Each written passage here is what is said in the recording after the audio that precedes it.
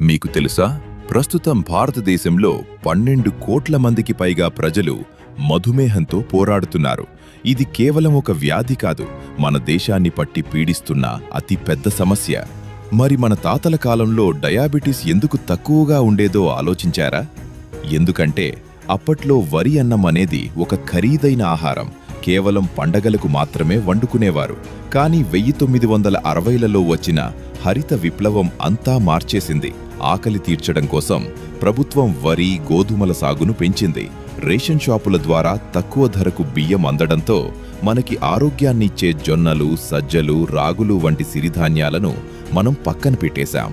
ఫలితం ఏంటో తెలుసా? ఆకలి తీరింది కానీ ఆరోగ్యం దెబ్బతిన్నది. నేడు ఇంటింటికో షుగర్ పేషెంట్ తయారయ్యాడు.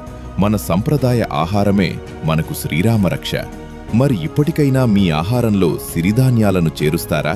మీ అభిప్రాయాన్ని కామెంట్ చేయండి. ఆరోగ్యమే మహాభాగ్యం.